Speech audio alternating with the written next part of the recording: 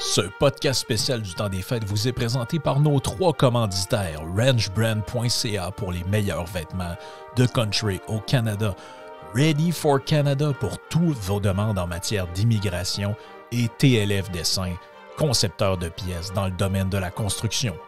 Merci à nos commanditaires. Bon épisode et joyeux Noël.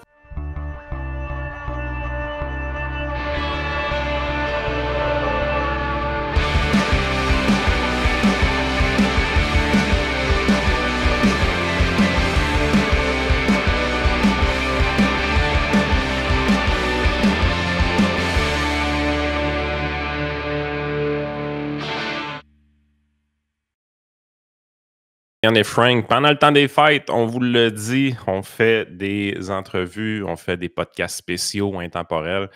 Donc, ce podcast-là est tapé le 23 septembre pour le temps des fêtes avec Éric Aymon, un maire d'une petite municipalité. Full disclosure, on a été école ensemble à Cabano, dans le Bas-Saint-Laurent. Donc, on se connaît depuis un bout de temps. Puis je trouvais ça intéressant justement de l'avoir en entrevue avec nous pour poser des questions à un gars d'une quarantaine d'années à peu près en politique au niveau de la municipalité. C'est relativement récent, donc il n'est pas encore usé par le pouvoir trop. Ça veut dire qu'il va avoir une belle liberté de parole. On va s'amuser avec à lui poser des questions, vraiment comment ça fonctionne. Autant au niveau de l'élection, de la gestion, c'est quoi être maire d'une petite municipalité au Québec? Oui, on entend parler beaucoup du maire Marchand, de Valérie Plante, des choses comme ça, mais des petites municipalités, qu'est-ce qui se passe réellement à ce niveau-là? On va pouvoir faire le tour de tous ces sujets-là. Éric, tout d'abord, merci d'avoir accepté l'invitation. C'était un plaisir, Yann. Venant de ta part, c'est encore plus apprécié. En plus, tu me disais que tu étais un peu dans le jus aujourd'hui. Tu m'as envoyé une photo pour me montrer un incendie qui se passait récemment puis qui a fait bouger un peu ta municipalité de ton côté. Ça te fait quand même travailler pas mal aujourd'hui et hier, je pense, par rapport à ça. Justement, au niveau de la sécurité, quand il y a des incendies comme ça, on se doute bien que c'est pas le maire qui va l'éteindre, mais qu'est-ce qui se passe pour un maire, en réalité, le lendemain d'un incendie comme ça?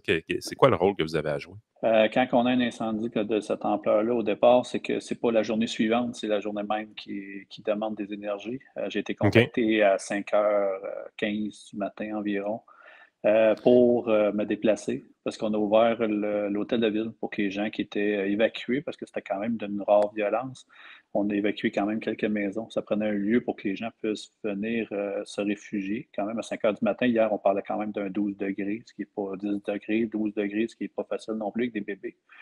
Alors, on a eu peut-être. Fait que le premier local qui est disponible, c'est ça. Fait qu'on y va. Oui. Ma caserne, elle est complétée. J'ai une nouvelle caserne qui a été mise aux normes aussi avec le Pracim. Mais pour le moment, il faut réussir à s'adapter. On n'était pas totalement prêt. Fait qu'on est allé directement avec l'hôtel de ville qui était plus facile, qui est muni d'une génération parce qu'il y a eu une génératrice, mais il y a eu un délestage d'Hydro-Québec au niveau du village complet. Fait que ça nous prenait un endroit qui était pourvu d'électricité. Donc, déjà en partant, première approche, citoyen, venir calmer les citoyens, venir les réconforter, leur donner des informations que je pouvais leur donner. Un coup que j'ai senti que tout était maîtrisé, je suis parti, je suis allé sur les lieux d'incendie pour voir comment que ça se passait. J'avais des inquiétudes par rapport au bâtiment, je suis allé vérifier mes inquiétudes. Après ça, j'ai été réconforté, moi aussi à mon tour, par les services d'urgence qui me disaient que tout était pris en charge. Mais suite le lendemain, c'est là que, par exemple, le travail commence parce qu'il faut s'assurer que tout est fait dans les normes, il est dans les règlements. Le bâtiment, il est détruit, il faut nettoyer, il faut sécuriser. Est-ce qu'il va y avoir enquête? Est-ce qu'il n'y aura pas d'enquête? C'est sûr que les médias veulent avoir aussi des informations. Fait qu'on peut donner certaines informations, mais c'est sûr qu'on ne veut pas non plus mettre les citoyens dans le néant. Fait qu'on donne des informations, mais ce qui est toujours principal, c'est de réconforter les gens en disant c'est sous contrôle. C'est ça le message pour lancer. Parce que de ton côté, oui, tu es maire d'une petite municipalité. On parle d'environ 5000 habitants, je pense. C'est Saint-Cyril de Wendover, si je ne fais pas d'erreur. Oui, c'est ça. Puis, tu sais, dans le fond, tu as un autre job. C'est pas ça ton travail à temps plein. Ça, c'est en complément d'un travail que tu fais également. Oui, connaissant ma vie familiale un petit peu, tu sais que j'ai 5 enfants. Fait que ouais. J'ai 5 enfants, j'ai une femme encore. Mais oui, j'ai aussi un travail de directeur de production dans une usine de Drummondville. ce qui me prend quand même un 35-40 heures et plus. Il m'apporte aussi à voyager dans le monde. Donc, j'étais allé à Orlando cette année, j'étais allé en France l'année dernière, j'étais allé aux États-Unis quelques fois. Donc, je partage mon temps, j'essaie de placer le plus possible mes préoccupations. C'est sûr que la municipalité, il faut toujours que j'aille un œil en même temps. Mais vu que ça fait un an, là, ça va faire un an le 26 octobre, après que je vais avoir ma première année d'ancienneté comme maire, je trouve que je réussis à faire quand même un bon mix avec les deux Tu dois ensemble. avoir une certaine conciliation de ton employeur aussi, parce que justement, quand il arrive un incendie comme ça, je veux dire, ça doit être difficile pour toi de rentrer travailler le matin ou quelque chose comme ça. Oui, comme ce matin, je suis rentré travailler quand même à OK. 5h30, démarrer la production en cours de début de semaine. Mais on a une entente que je me libère, je reviens, je termine tard, j'adapte mon horaire aux besoins. Pour la municipalité, ce que j'ai fait, j'ai gelé une plage horaire. Cette plage horaire-là, elle est très disponible pour les citoyens, les développeurs de projets, ces choses-là. Le jeudi après-midi, je me consacre totalement à la municipalité. Mais OK, comme cool. conseiller dans les petites municipalités, les conseillers, c'est la même chose. Ils n'ont pas un revenu suffisant pour se dégager de beaucoup d'heures. Donc, les rencontres se font le soir. Fait que souvent, ce que ça me permet, c'est d'aller travailler à l'usine toute la journée. Le OK. soir, je reviens, je soupe à la maison et après, ben, je peux me consacrer à un comité consultatif d'urbanisme, à un atelier sur le budget, un comité incendie, exemple. Souvent du lundi au mercredi à tous les soirs, je consacre un 3-4 heures facile. Après ça, ben là, je rentre dans les signatures, dans les analyses pour être sûr que tout fonctionne au niveau administratif. Donc, ma journée commence à 5h30, je termine des fois à minuit, 1h environ. OK, c'est bon. Fait que ça fait, c'est la réalité qu'on ne voit pas dans les grandes villes. Les grandes villes, le maire est à temps plein, maire en tout temps. Même des fois, ils ont des chauffeurs. Ouais. On n'est pas dans cette réalité-là dans une petite municipalité, évidemment. Il faut conjuguer conciliation travail, famille et rôle de maire éventuellement. Une municipalité comme ça, dans le fond, va avoir plusieurs enjeux. On sait que la participation citoyenne, c'est toujours un peu problématique, même des fois aux élections. Comment un gars de 40 ans à peu près réussit à se faire élire dans une municipalité? On est plus habitué de voir des maires plus âgés. Ça a-tu été quelque chose de difficile? Est-ce que l'élection était tough? Est-ce qu'il y avait de la grosse compétition ou au contraire, il y avait plus ou moins quelqu'un qui s'est présenté contre toi? Je reviens un petit peu en 2021, lors de l'élection de novembre. Ce qui a été chanceux dans mon cas, c'est que s'insérer les divisions en 6 districts. OK. Donc, je suis domicilié dans mon district. Mon opposant était une personne qui restait dans un autre district parce que tu peux postuler sur un autre poste si tu veux. La personne est arrivée dans mon quartier et c'est un petit peu, je vais faire un parallèle parce que je sais que tu vas comprendre assez vite. Si je prends exemple Notre-Dame-du-Lac et Cabano, on est dans la même réalité. On est deux quartiers séparés, sauf que j'ai pas 10 km entre les deux. Moi, c'est 1,5 km entre les deux. Il y a une forme de fusion entre les deux quartiers, autrement dit. Ouais, c'est deux quartiers dans une municipalité. Fait que quand je suis arrivé aux élections, ben, une personne qui venait d'un quartier village, ben, ne pouvait pas se présenter dans un quartier autre que dans le village, par exemple. Le monde ne veut pas se faire représenter par d'autres, ce qui me simplifie un petit peu la tâche, je vais dire ça comme ça. Et je suis très connu parce que avec les 5 enfants, les familles, je prends Les ma marche tous activités. les matins, les activités, tout le monde me connaissait. Donc, ça a été facile d'aller chercher un 77 aux élections. Quand Ça, c'était comme conseiller ou comme maire? C'était comme conseiller, ça. comme conseiller en 2021. Parce que je OK. me disais, la chaise de maire était disponible. Mais je trouvais ça peut-être de sauter des étapes. Je m'étais dit, je vais commencer par le bas. Je pense que c'est un bon protocole. Je vais voir comment ça se passe. Je vais poser des questions. Je vais aller faire des formations. Puis on verra, tu sais, avec le temps, qu'est-ce qu'on fait. Puis qu'est-ce qui t'avait attiré à vouloir être conseiller dans ton village? Les voisins. Les voisins. Quand on dit la proximité, ben, ça a été vraiment de la proximité, Yann. Le monsieur qui m'a fait penser que le lendemain, pour déposer la candidature était le vendredi 4 heures, je pense, ou 5 heures. La journée d'avant, je me promenais avec mon chien, il est sorti dehors sans vêtements. Faut que je te parle. Fait que j'ai tellement trouvé ça drôle. J'ai dit, OK, je vais vous attendre, M. Lebel. Mais c'est ça. Puis finalement, tu te présentes-tu? Ben, oui, je vais y penser, j'ai encore une semaine. T'as pas une semaine, c'est demain. OK, ouais, j'ai moins de temps pour y penser un petit peu finalement. Mais c'était ça, c'est ça que les gens disaient. Et puis là, je disais, puis je reste dans une rue de gens qui ont quand même quelques années déjà de retraite avancée. Puis j'ai tellement trouvé ça drôle. Puis là, je leur disais, mais vous avez le temps de faire ça. Allez-y, je vais vous supporter là-dedans. Je vais vous aider. Puis avec le temps, je prendrai l'expérience. Puis peut-être dans une dizaine d'années, j'irai comme conseiller aussi. Non, c'est toi que ça nous prend. Tu es une personne qui est capable d'exprimer tes idées, de parler. Tu achètes souvent des consensus. Tu es un homme qui est très patient, qui a un calme.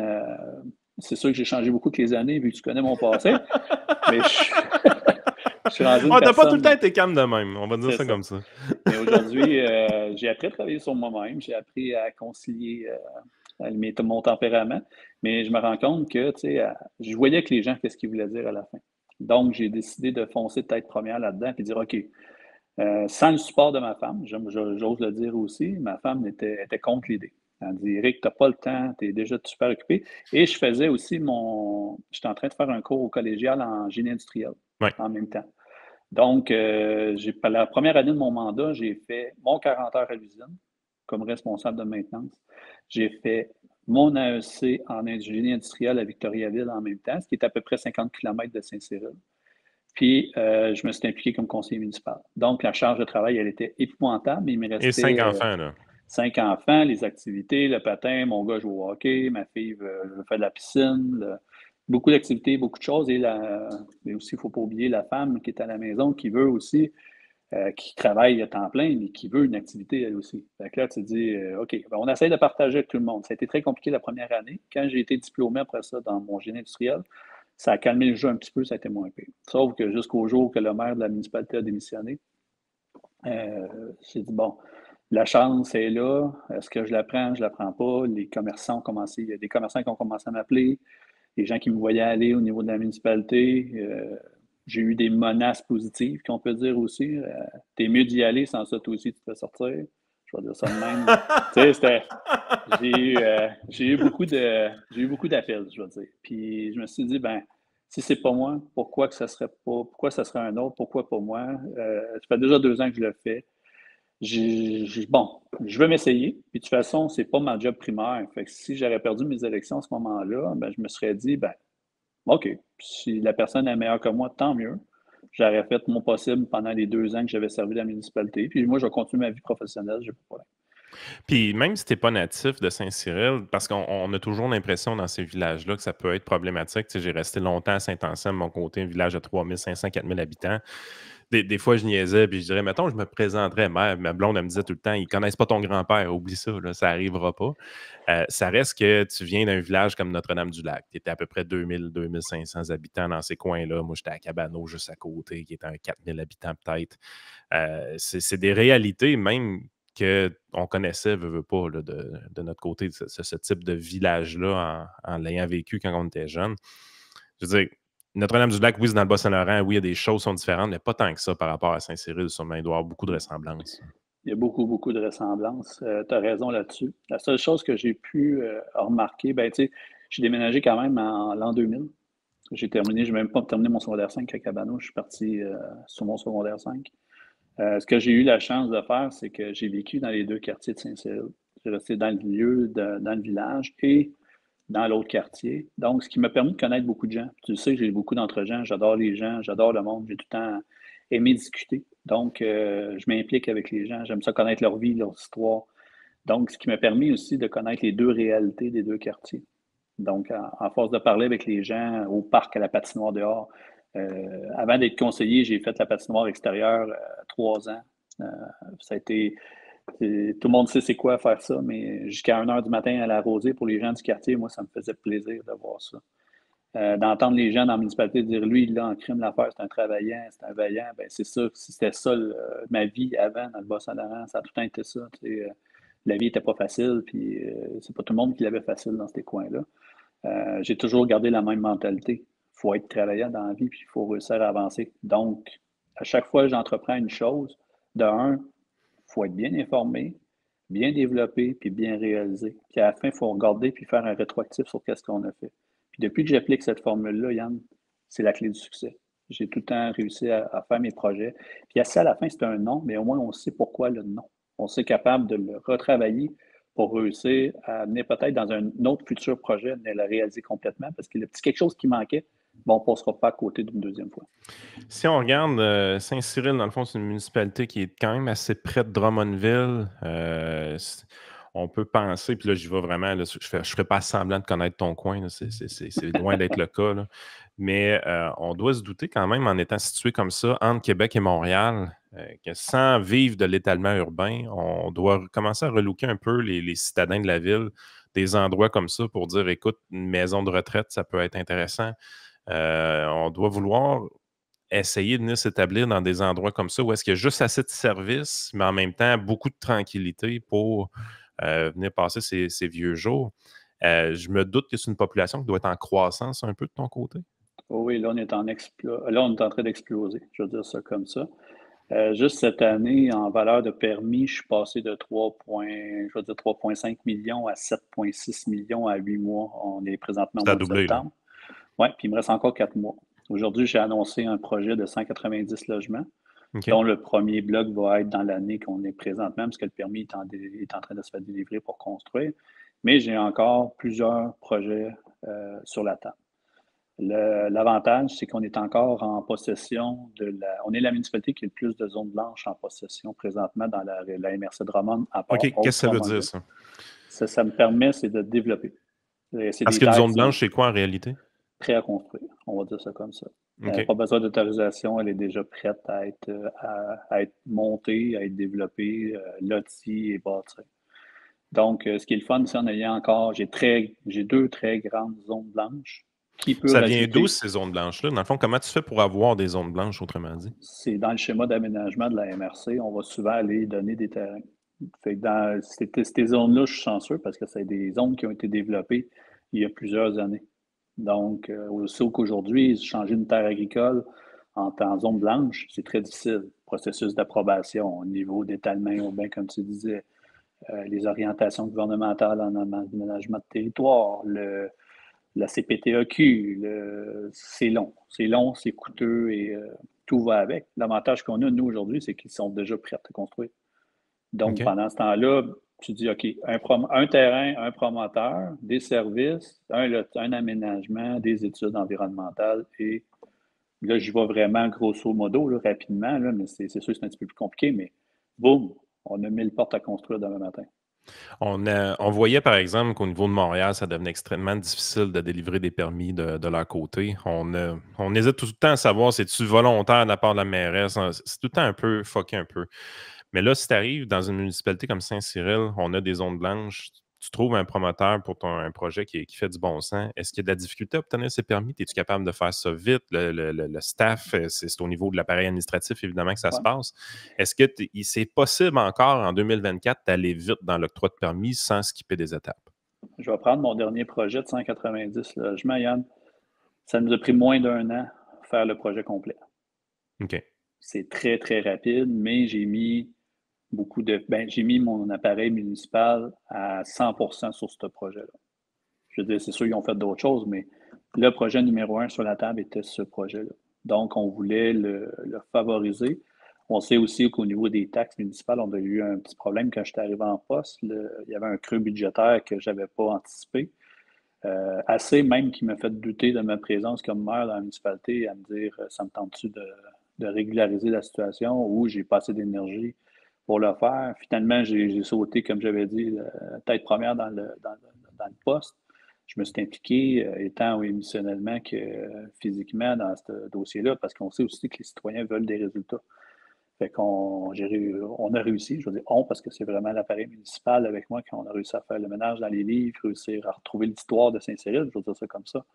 Mais quand on dit dans le processus là, du 190 logements, pour revenir à ta question, il ne fallait pas négliger ce dossier-là. C'était un projet qui était fait pour aller sur une terre précise.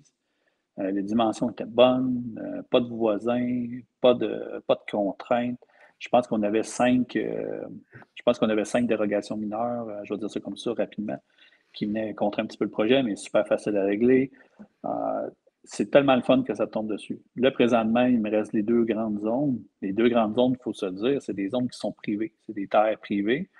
La seule chose que je peux faire, moi, c'est de voir avec les promoteurs, les propriétaires ou des promoteurs qui veulent se rencontrer, essayer de jouer au matchmaker.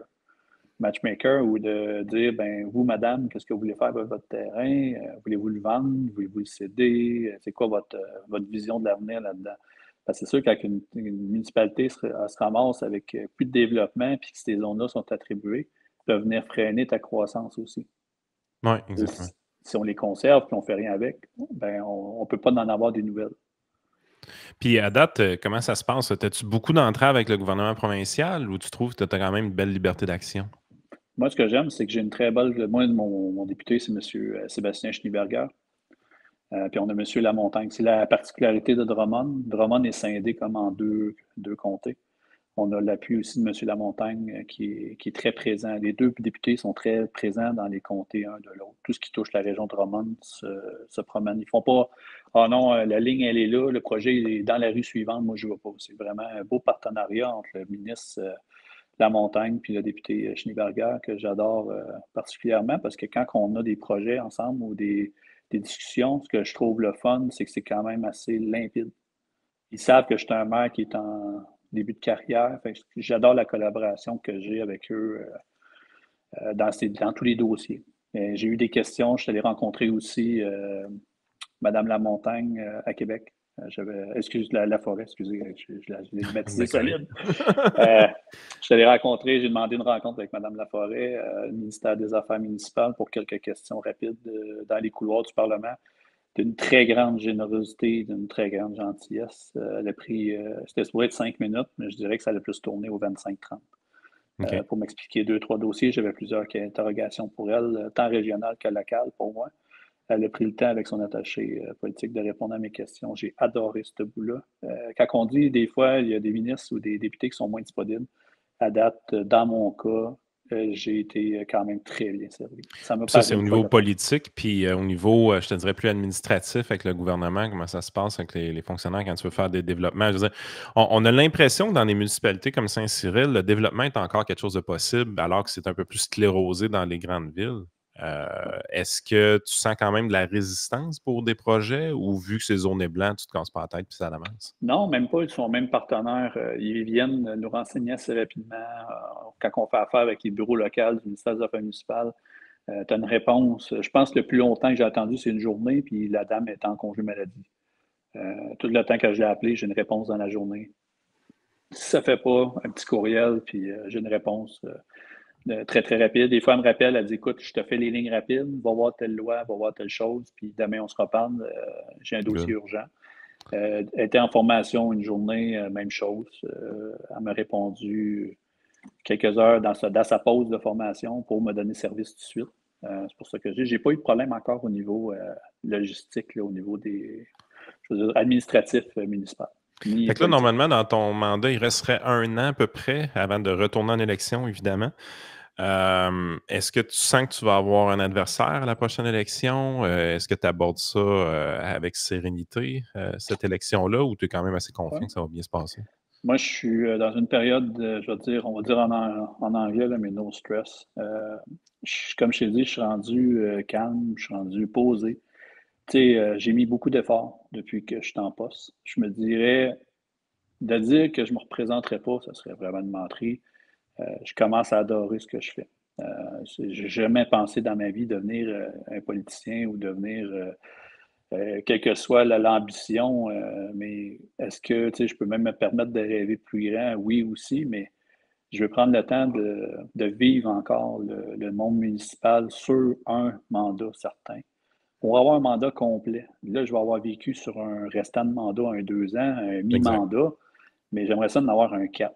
Vraiment, de dire, OK, je vais le prendre du début jusqu'à la fin avec le conseil qui va être élu, de commencer sur des bonnes bases, puis voir jusqu'où qu'on peut aller dans un 4 ans de travail, mettons, je ne dirais pas acharné parce qu'on ne se tuera pas au travail non plus, mais que j'aimerais ça voir peu le processus qu'on peut avoir dans un 4 ans. Puis après ça, là, ça sera une réponse de dire est-ce que je vais faire ça toute ma vie? Qu'elle vienne ne pourra, on reverra rendu là. Mais au niveau électoral, je dirais, je me présente, je dirais, même d'avoir un adversaire, je crois que c'est une bonne chose. Il y en a beaucoup qui adorent les chaises libres. Mais je vais dire une chose, c'est que une chaise libre ne donne pas la chance non plus parce que les journalistes, on le sait, vont plus courir après les élections, ils veulent avoir des potins. Ils veulent des visions, ils veulent diffuser. C'est normal, c'est leur travail. Mais OK, monsieur Aymon se présente, il n'y a pas d'adversaire. Bravo, tu as gagné. Moi, je passe au suivant parce que j'ai plus d'intérêt à aller dans les autres municipalités. Là, personne parle de tes dossiers, tu as de la difficulté à faire avancer tes C'est trucs à ce ça. moment-là. Puis c'est plate parce que comment veux-tu expliquer ta vision si tu n'as pas d'adversaire? C'est pour ça que je dis, en politique, même je dirais que ça devrait être quasiment obligatoire d'avoir un adversaire. Puis ça donne des échanges, puis ça donne la chance d'expliquer ce que tu veux faire. Good, je comprends ça. Écoute, on voit une tendance au niveau municipal qui est quand même vraiment lourde au niveau environnemental. Beaucoup d'interventions au niveau de toutes sortes de subventions qui sont données, tout ça. Est-ce que c'est une tangente que Saint-Cyril a pris? Puis si oui, sinon, peu importe. Elle vient d'où exactement cette pression-là pour qu'à peu près toutes les maires des municipalités au Québec aient le même discours environnemental? Moi, c'est probablement la chose qui m'a frappé le plus dans les 3 dernières années, là. On parle énormément d'intervention au niveau de l'environnement, au niveau des municipalités, mais aussi beaucoup de coercition aussi. On commence à avoir dans des grandes villes des gens qui viennent dans les poubelles des gens donner des tickets, des contraventions, des trucs comme ça. Qu'est-ce qui se passe au niveau des municipalités pour que ce soit aussi intense au niveau de cette coercition-là? C'est sûr que souvent, on a des pressions. On a des pressions parce que là, on veut avoir un système de traitement des déchets efficace. On veut moins payer de quote-part. On veut moins. Il y a toujours une question, moi, je dirais, monétaire qui est liée en partant à ça. On le sait, aller enfouir au centre de déchets, au FIR ou ces choses-là, ça coûte de quoi? Comme Plus vous qu'on autres, dans le envoie de fond, papier. le centre de déchets va être à l'extérieur de la municipalité. C'est une quote-part que tu penses, fait que ça va être Ouais. jumelé avec d'autres municipalités, autrement dit. Ben, nous, on est chanceux. Encore là, ça dépend de la vision, mais à Drummondville, il y a présentement le site de Waste Management qui est là. Qui est un très bon site que j'ai été visiter, que je me dis, c'est merveilleux d'avoir ça sur notre territoire. Il y en a qui vont dire, ah ben garde, lui, il est pour les poubelles, mais ça prend une place pour les enfouir. Mais tu sais, je comprends. Mais vous le savez, je suis un homme d'affaires aussi. Fait que est-ce que c'est fun de les déporter? C'est de prendre un problème de le déporter à un autre endroit. Fait que dans la perspective de l'environnement, c'est sûr que le but, c'est de protéger nos ressources naturelles pour longtemps. Ça, je suis d'accord.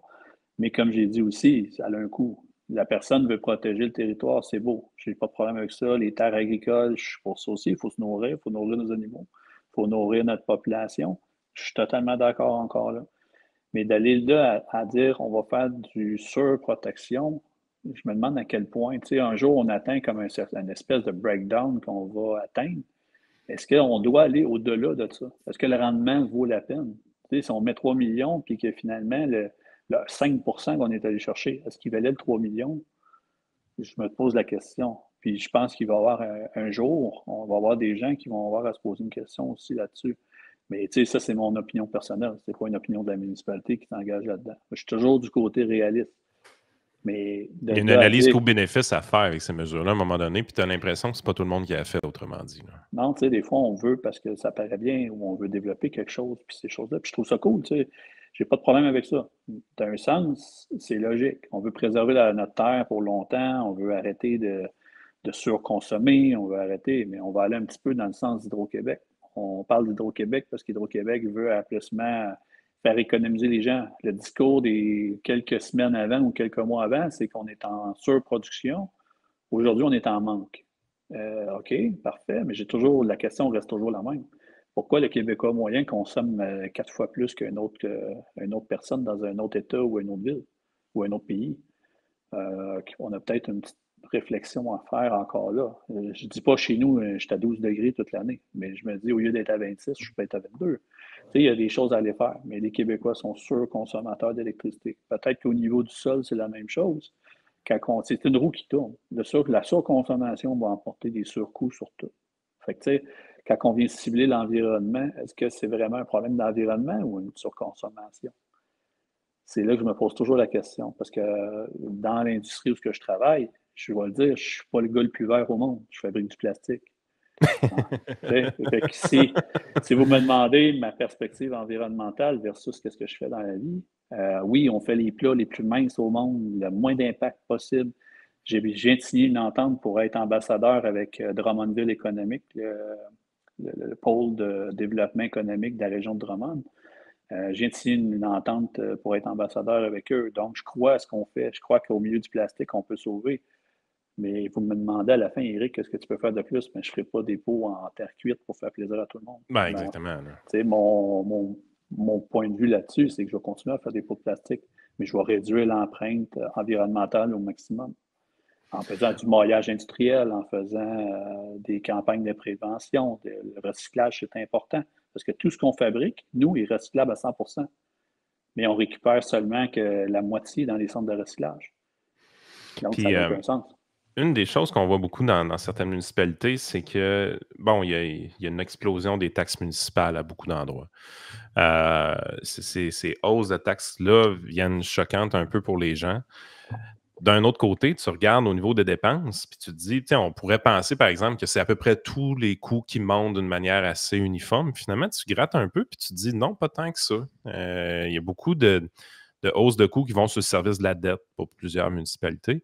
Mais souvent, c'est dans l'administration aussi, carrément au niveau du personnel, des fonctionnaires municipaux. C'est là qu'il y a les plus grosses augmentations, plus souvent qu'autrement, alors que les coûts sont relativement stables au niveau des activités de loisirs, au niveau des activités culturelles, même au niveau des ordures ou des trucs comme ça, parce qu'on a vu même une baisse de services dans plusieurs municipalités, là, des poubelles qui sont ramassées aux 4 semaines dans certaines municipalités dans le coin de Montréal.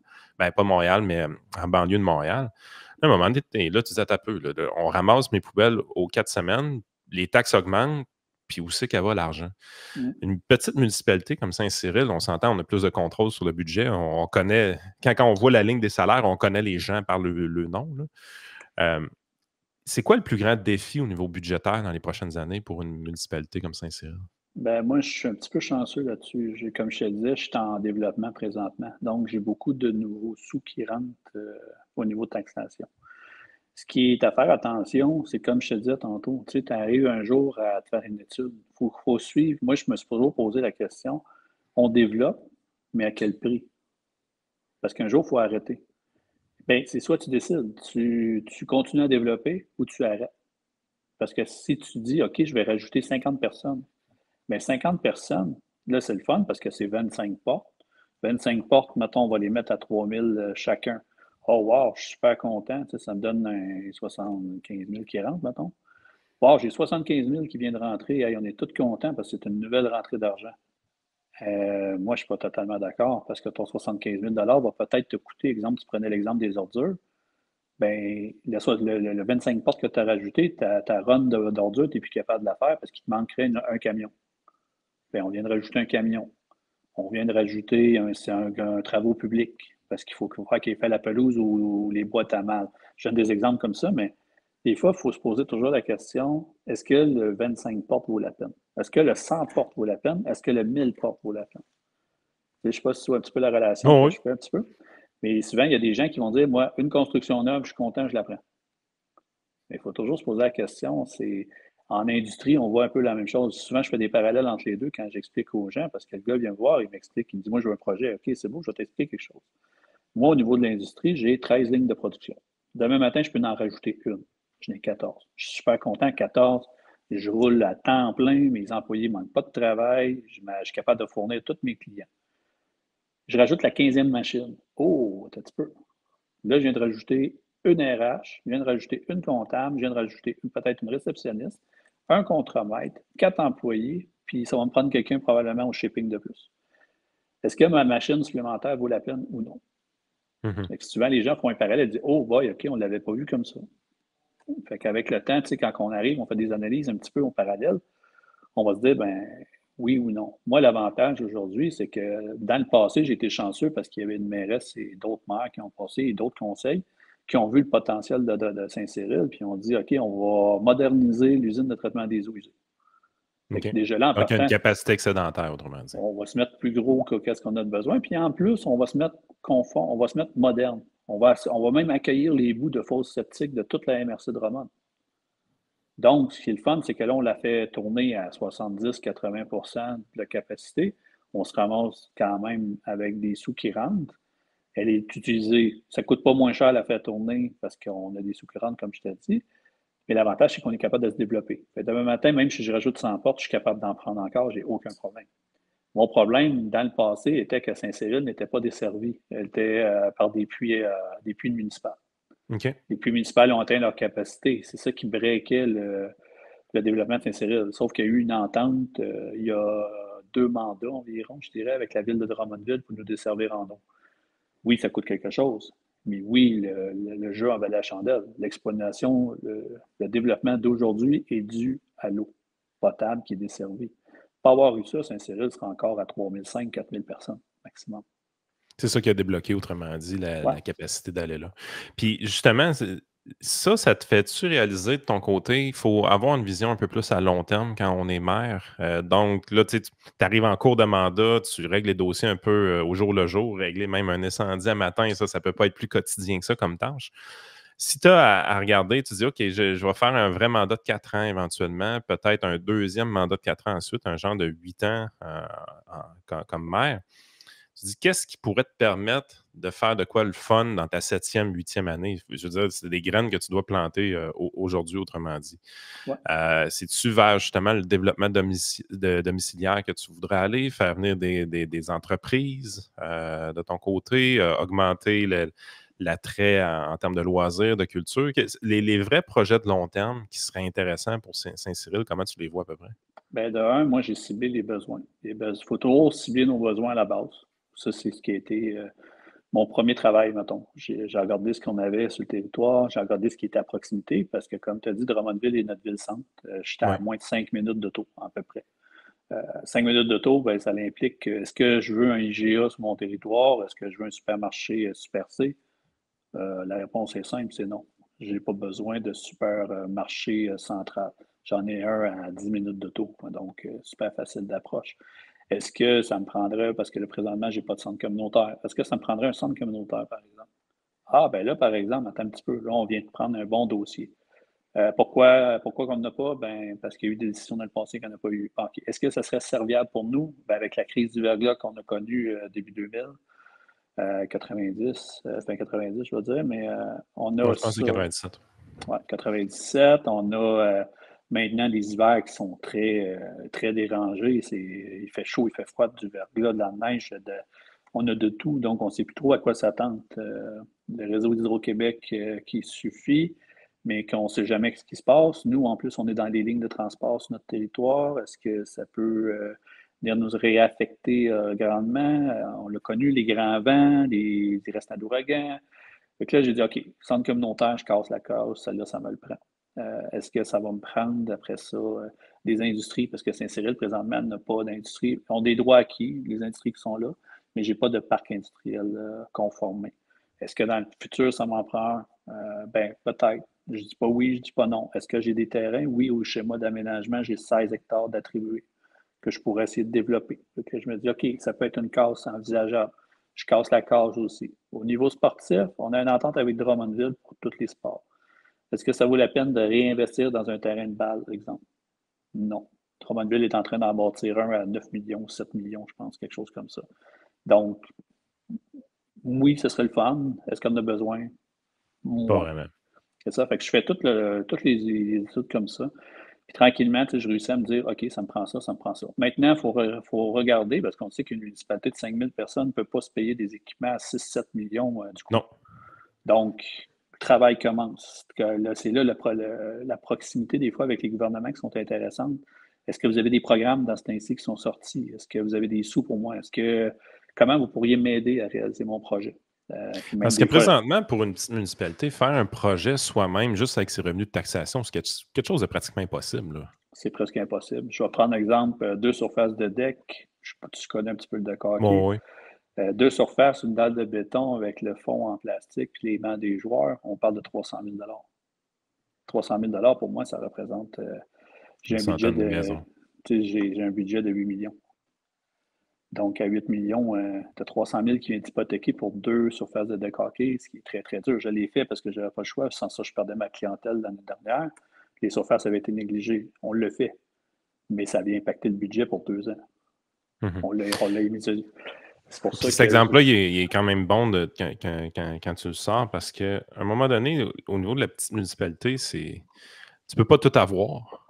En même temps, il y a des choix qui peuvent être faits. Mais les infrastructures, ça coûte quand même assez cher. Puis ce qu'on voit aussi, c'est qu'il y a plusieurs normes que vous avez. Par exemple, là, tu me corriges, j'ai jamais été maire. C'est des choses que je vois en lisant les articles, tout ça. Je pense que vous avez des limitations, par exemple, au niveau des emprunts. Vous ne pouvez pas avoir 20 de votre budget qui sert au service de la dette ou plus. Quelque chose comme ça. Il y a une règle de ce genre-là. Je pense qu'il y a plusieurs municipalités qui sont à côté direct dessus, ce fameux 20 %-là. C'est-tu un problème, l'endettement à Saint-Cyril, ou c'est quand même pas si pire? On est endetté, c'est pas une cachette. Il a fallu investir pour développer.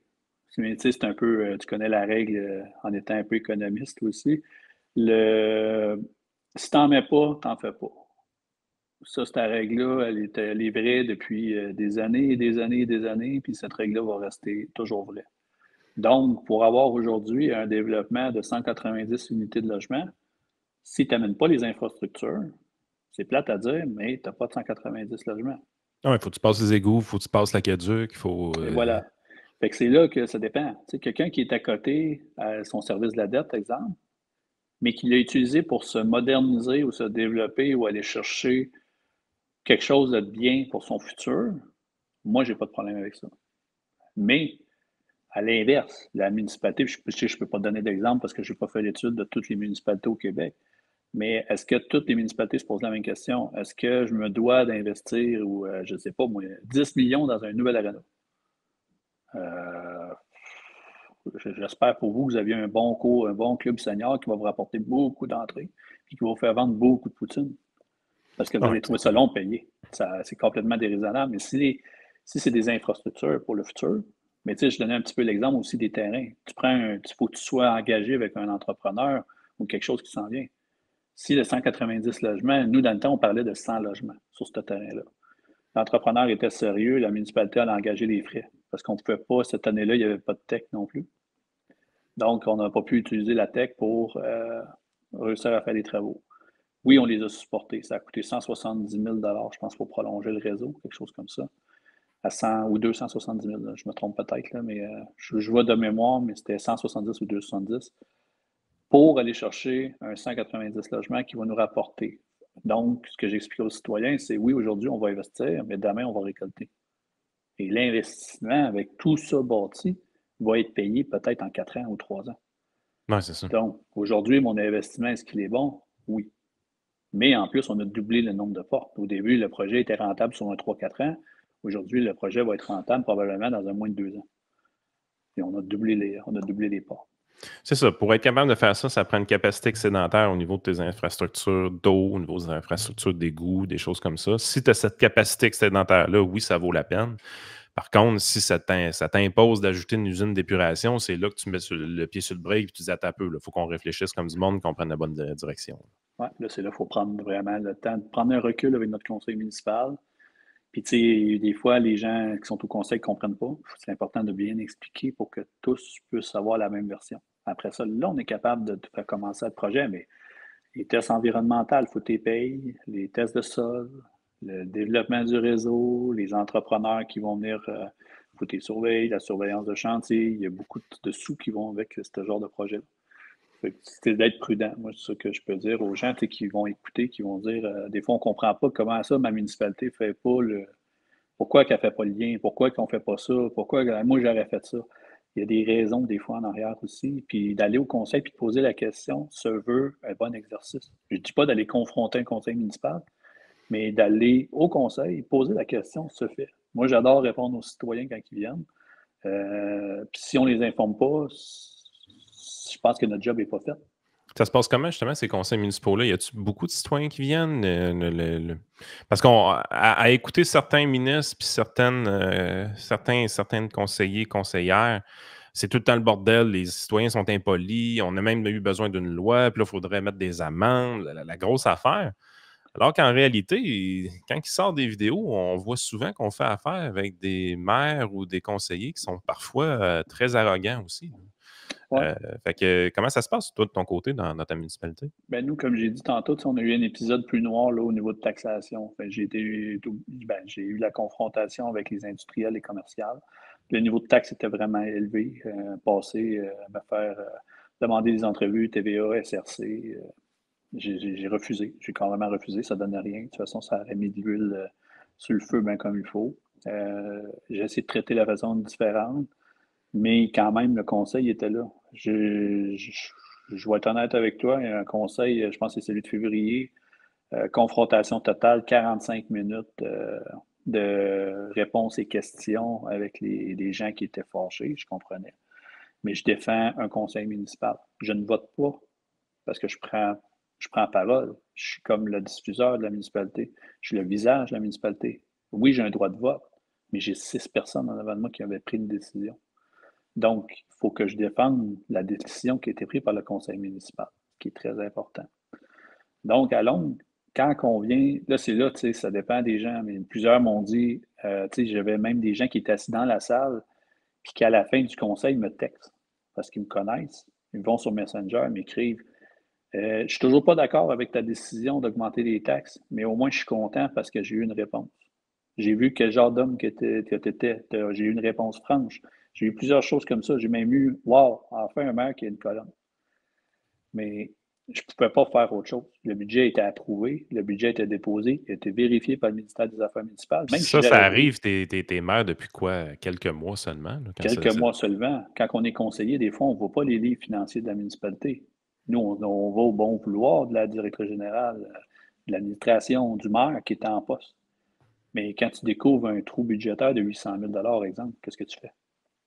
Tu sais, j'ai bien Vous beau n'avez pas le droit de vouloir, faire de déficit de votre côté. Il c'est faut ça, qu'à chaque budget que vous déposiez, ce soit faut que tu balances. toujours à l'encre noire, jamais d'encre rouge de votre côté. Là. C'est ça. Fait que là, faut que tu trouves une façon de venir régulariser la situation, puis vite, parce que je suis arrivé en poste le 26 octobre, puis le budget, on le fait toujours avant les fêtes, exemple. Mais cette année, je l'ai déposé au mois de janvier. Je n'étais pas capable, on cherchait des façons de faire pour réussir à arriver à nos fins, mais à la fin, on n'a pas eu le choix de taxer les industriels et les commerciales pour arriver à nos fins. C'était la seule porte de sortie. C'était soit ça ou c'était les résidents. Donc, on a fait des scénarios, on a fait 3 scénarios, puis on les a vérifiés avec les tableurs du ministère des Affaires municipales. Tout était conforme, donc on a soumis l'idée aux conseillers. Les conseillers ont choisi le scénario que pour eux faisait plus de sens. Puis Mais en ayant après ça, conscience que ça a été un rough start, mettons, envers tes commerciaux puis tes industriels, est-ce que tu l'as un peu dans la tête de dire, ben écoute, les efforts qu'on va faire dans le futur, comme là, tu as une nouvelle rentrée qui va arriver grâce à ce développement-là, des choses comme ça, est-ce que tu as l'intention de lever le pied un peu dans le futur de leur côté ou ouais, d'équilibrer un peu plus les choses? c'est ça. Là, il faut retourner, tu sais, comme eux ont eu une bonne hausse, donc c'est sûr que je ne peux pas prendre la nouvelle rentrée d'argent et dire, hey, on baisse le résidentiel. Ça serait vraiment, je pense, Électoraliste? je vais dire, je vais dire même, tu sais comment je suis, là, je vais dire les vrais mots, là, ça serait de leur cracher d'en face. Ouais. On ne peut pas faire ça. Donc, le but, c'est vraiment de les ramener à un taux vraiment abordable, puis de dire, OK, regardez, on va essayer de rééquilibrer le plus possible les choses. Donc, vous avez payé l'année passée et vous m'avez aidé. Donc, peut-être même cette année, s'il y a vraiment un gros surplus, mais ça va être de réussir à même les rabaisser un petit peu. C'est pour ça que à date d'aujourd'hui, je pense qu'on est en bonne posture, selon les analyses de budget que je fais, mais il me reste encore 4 mois. C'est pour ça que je dis à plusieurs, ils viennent au conseil, des fois, ils me posent la question, que vers où tu t'en vas? Ben, ça va bien. Mais je ne peux pas rien vous promettre encore parce qu'il reste encore 4 mois. On le sait, ça peut prendre un incident, puis je viens de perdre tout mon surplus. C'est pour ça que je dis qu'il faut être vraiment prudent dans les chiffres que je vous donne. Il ne faut pas vous dire, hey, il nous a dit qu'il a bâti pour le double cette année, fait qu'on va avoir le double de taxes qui va rentrer. Wow, ben non, c'est une émission de permis. Il faut que ça lève. Si ça ne lève pas, j'ai donné des permis, mais ils n'ont pas bâti. C'est pour ça que quand on donne des permis à Saint-Cyr, on essaie de voir si le promoteur va réaliser tout de suite son aménagement, puis il va monter sa maison. C'est pour ça que je suis vraiment content de voir un peu ce côté-là. Mais comme tu disais, quand c'est rough, avec le fall start, comme tu disais, mon fall start, moi, ce qui est arrivé, c'est que rendu au mois de février, et je vais être honnête avec ce que tu disais tantôt, quand tu disais, des fois, les ministres disent, ah, c'est le free for all dans les conseils municipaux. C'était pas loin de ça. Je vais dire ça comme ça. Puis même au mois de février, je suis même descendu à Rivière-du-Loup pour me reposer la tête. J'étais plus capable. J'ai dit, OK, là, il faut que je Ouais, me parce que retire tu de vis cette dans la là. ville, là. Oui, moi, je vis. Là. Je suis mes citoyens à côté. Là. Moi, tu sais, mon voisin qui me parlait ne me parlait plus. Puis tu dis, voyons donc, hein. Ben, t'aurais dû checker tes affaires avant. Ouais, mais c'est pas de ma faute. Je veux dire, c'était là. Tu sais, j'ai hérité, j'ai un héritage. Il faut que je vive avec l'héritage que j'ai eu. Puis après ça, je vais laisser ma marque. Mais il faut que je commence par traiter l'héritage. Quand l'héritage sera traité, là, vous allez voir mon Parce vrai que héritage. c'est évident que quand tu arrives et tu as un budget à balancer, C'est un peu la beauté, je suis obligé de te dire, des municipalités, c'est que vous n'avez pas le droit de faire de déficit parce qu'on le voit au niveau provincial. Ils ont le droit de faire des déficits, puis c'est exagéré. Des bouts, tu ne vois pas le jour qu'ils vont revenir rééquilibrer le livre. De votre côté, vous n'avez juste pas le droit d'en faire. Fait que ça vous donne quand même des contraintes gigantesques. Mais il faut être réaliste aussi. Je veux dire, si tu veux équilibrer un budget en 1 mois, 2 mois de temps, il n'y a pas 200 solutions. La hausse de taxes, c'est presque la seule qui est disponible parce que si tu veux couper dans les dépenses, peu importe, même si tu dis, OK, on va licencier des employés, par exemple, je donne un exemple fictif, ben, tu es obligé de donner un package à l'employé. Fait que il y a un coût immédiat à assumer. Donc, pour être capable de licencier, tu augmentes tes dépenses immédiatement. Fait que tu es vraiment dans un catch-22 dans ces situations-là. Si tu es obligé de résorber un déficit extrêmement rapidement, c'est sûr que ça va finir en hausse de taxes. Pour le futur, est-ce que justement, quand tu vas déposer un budget, est-ce que tu vas essayer de l'amener proche de zéro ou tu vas dire hey, j'aimerais ça avoir un beau petit coussin de sécurité éventuellement pour plus jamais être dans cette situation-là? C'est sûr que de retourner dans cette situation-là, je te dis tout de suite, c'est pas ce que je désire. Ça, c'est sûr, certain, pour l'avoir vécu. Puis même de laisser un leg, mettons, je sais pas, je change d'idée pour l'année prochaine, puis de m'en aller. Ben, j'espère être capable de laisser un livre qui va être vraiment le fun pour le prochain verre. Parce que ce que j'ai vécu, je le souhaite à jamais à personne. Arriver en mi-mandat avec ce genre de situation-là, je te dis, Yann, personnellement, je me suis même posé la question qu'est-ce que j'avais fait en allant m'asseoir dans cette chaise-là. J'espère pour le futur d'être capable de laisser un livre qui va être intéressant et travaillable avec les prochains. Parce que toi, tu gagnes ton élection de mi-mandat, tu rentres en poste. Ça prend combien de temps à peu près avant qu'on t'annonce le cadeau de grec un peu? C'est quelques semaines ou? Même pas. Quelques heures. OK. Tu t'es assis dans la chaise, la DG est arrivée et elle a dit il faut qu'on se parle. Ouais, moi je pensais avoir un adversaire, je ne l'ai pas eu. Fait que j'ai tombé sur une chaise vide. Je disais que j'avais l'horreur des chaises vides. Donc, personne n'a décidé de se présenter contre moi. Fait que j'ai dit, c'est beau, c'est correct, je vais prendre. J'ai déposé, j'y ai été. Fait que je me suis ramassé avec le poste de maire un vendredi soir. Donc, je dépose dans la journée. La directrice générale m'appelle 19h30 environ, je suis en famille. Moi, dans ma tête, je pars en vacances pendant un mois en élection. Puis, OK, parce que l'élection n'a pas lieu, c'est vrai, tu es élu par acclamation. Oui. Donc mais moi, dans ma tête, là, j'ai tout le mois de novembre à m'amuser, à aller jaser avec les gens. Parce que tu avais pris un mois de vacances avec ta job en fonction de l'élection. Même pas. Je voulais juste avoir du fun. 19h30, le téléphone sonne, ma DG m'appelle, je suis en famille. Elle dit, Eric, elle dit, félicitations, tu es le nouveau maire de Saint-Cyril de Wendover. Félicitations. OK. Je reste surpris, j'ai dit, il n'y a pas personne. 0, 0, 0, 0. Elle dit, non. Elle dit, personne.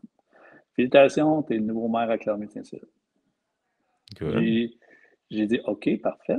À cette heure, elle dit, je t'attends lundi matin, il faut que je te parle. Là, tu dis, OK, faut que je te parle. Ça veut dire quoi? Elle dit, ben, fête en masse, mais garde-toi donc dimanche tranquille. OK, parfait. J'appelle mon patron, je rentre pas lundi, il faut que j'aille au bureau municipal, je suis le nouveau maire de Saint-Cyril. Lui ici, c'est une bonne nouvelle ou une mauvaise nouvelle? Parce que t'as pas de l'air si heureux que ça.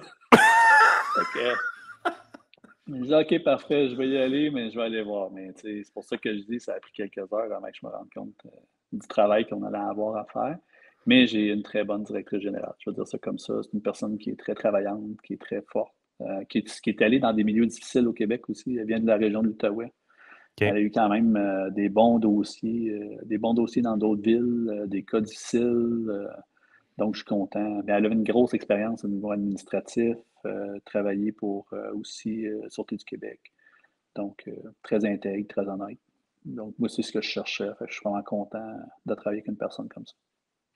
Good. Écoute, Eric, c'est super intéressant. Je suis content de t'avoir parlé. Peut-être le mot de la fin pour inciter d'autres personnes d'une quarantaine d'années à se lancer en politique, malgré que la dernière anecdote, peut-être qu'elle ne tentera pas à grand monde. Mais moi, je suis un cas exceptionnel. Là. Je suis un cas exceptionnel. Mais comment on fait pour rajeunir ça, ces conseils municipaux, selon toi? Les gens s'impliquer un peu plus. D'un, je vais le dire, là, puis bien honnêtement, puis bien ouvertement. Les gens là, qui ont un petit peu de capacité et de la logique, là, allez-y au conseil municipal. Les gens ont délaissé les conseils municipaux, puis je crois que c'est la pire erreur qu'ils ont faite. de n'importe quelle ville, de n'importe quel milieu, je crois qu'on devrait se réintéresser à notre au municipal. Souvent, les gens disent « Ah, ça ne change rien », c'est faux. Moi, je le vis présentement. C'est le gouvernement de proximité. C'est ceux qui peuvent vraiment changer votre quotidien demain matin. Moi, je le fais avec les jeunes à l'école. Je le fais, j'ai été mettre des choses en place pour la persévérance scolaire. Je suis allé encore la semaine dernière remettre 2 prix pour un concours d'arbres à donner. C'est le gouvernement de proximité. C'est là que vous allez être le plus proche. Si vous avez de la misère avec la pression que les gens peuvent vous mettre, c'est sûr que si vous n'allez pas là, ce n'est pas la meilleure place. Mais au niveau décisionnel, au niveau d'un CA, quelqu'un qui veut devenir un jour homme d'affaires dans sa vie, qui veut vivre des CA, il n'y a rien de mieux que ça. C'est les CA les plus complets en niveau d'économie, en niveau de développement d'infrastructures, sécurité publique.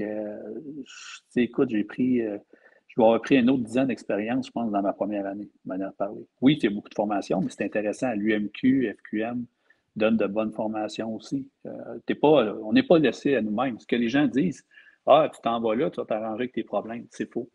Je vais dire ça comme ça. Il y a des ressources. Quand on connaît le chemin pour les ressources, c'est merveilleux après ça. Mais je dirais aux jeunes, tu sais, puis je me considère jeune parce que j'ai juste 42 ans, je suis le maire le plus jeune de la MRC de Drummond aussi en même temps.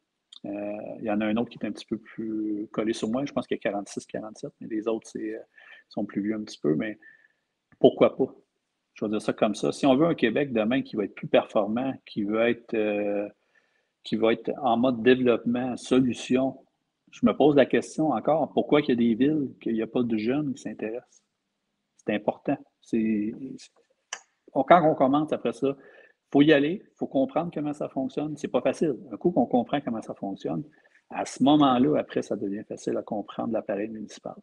Quand l'appareil municipal est maîtrisé, pourquoi pas se présenter? Peut-être commencer par un siège. Je dirais peut-être pas aller dans la chaise du maire, confronter un maire droit en partant, mais comme conseiller, on apprend beaucoup en partant. S'intéresser, puis prendre le temps de poser des bonnes questions au bon moment va nous apporter à avoir une espèce de swing pour le futur. Puis qui sait, peut-être que vous allez pogner une piqûre, puis vous allez dire « Hey, moi, je veux être maire de la municipalité ». Puis c'est un monde sans parti politique. Il n'y en a pas de ligne de parti. Là. Tu fais ce que tu as à faire. Là. Non, parce que les petits milieux comme nous, c'est tout de l'indépendantisme. Fait que moi, j'ai mon parti, puis il s'appelle Éric Aymon. Ma conseillère, Annie Gentez, c'est son parti à elle-même.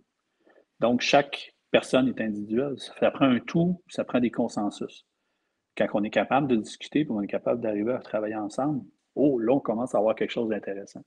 Mais il faut commencer par le début, puis s'intéresser. Si on ne s'intéresse pas, puis qu'on débarque là, puis qu'on dit « Hey, moi, je vais aller cacher mon 200$ aux 2 semaines. Hey, c'est cool, je suis conseiller municipal. » Il faut comprendre le rôle aussi et la responsabilité que ça apporte. Il y en a qui pensent qu'ils ont un pouvoir exceptionnel dans la municipalité, puis c'est faux. La seule personne qui a un droit à 100% de représentativité, c'est le maire. La seule personne qui peut le faire. Il y en a qui disent « Moi, je suis rendu conseiller. Hey, c'est moi qui vais décider au parc qui va y aller. » Non, c'est pas tout à fait ça le rôle. C'est ça. Mais c'est de comprendre vraiment. Puis je pense que même l'UMQ, je pense que même quand tu n'es pas abonné, tu peux aller voir c'est quoi les rôles, les responsabilités des élus. Peut-être de juste commencer avec un rôle et responsabilités, puis dire OK, je ferais-tu bon là-dedans ou pas? Puis d'aller questionner un autre conseiller, appeler son conseiller municipal dans son coin, dire est-ce que je pourrais se prendre un café? J'aimerais ça que tu m'expliques comment ça fonctionne. Puis à ce moment-là, se faire une propre idée. Mais j'encourage les jeunes. J'adorerais voir plus de jeunes intéressés. Puis même dans ma collectivité, je le dis souvent aux autres, si ça vous intéresse, moi je suis libre, venez prendre un café avec moi et je vais vous expliquer comment ça fonctionne. Puis tranquillement, j'ai mis en place des ateliers avec la Maison des jeunes de Saint-Cyril. On est supposé de le faire pour la première fois cette année. On va aller vers une activité de conseil jeunesse. On va prendre les 6 meilleurs on va le dire dans nos mots, astineurs ou abstineurs. Puis on va les mettre autour d'une table avec leur nom. Puis on va même, je prête ma directrice générale. Et là, c'est bizarre, ça va être moi qui va être l'attaquant qui va aller poser les questions dans la salle. Mais de leur montrer comment ça fonctionne au complet, ils vont pouvoir s'assurer dans une personne qui va gérer la salle comme moi je la gère, dans ma chaise. Ça va être intéressant. Puis peut-être que ces jeunes-là de demain vont être des futurs politiciens au Québec. Mais c'est cool. Comme ça que je pense. Merci beaucoup pour l'entrevue. J'espère que vous avez apprécié. On vous fait voir un angle que peu de gens vont vous montrer, la politique municipale dans une petite municipalité. J'ai trouvé ça quand même assez intéressant. Merci beaucoup de ta présence, Eric. Ça me fait un grand plaisir, puis merci de m'avoir donné l'occasion de pouvoir exposer vraiment le monde municipal comme ça. Good.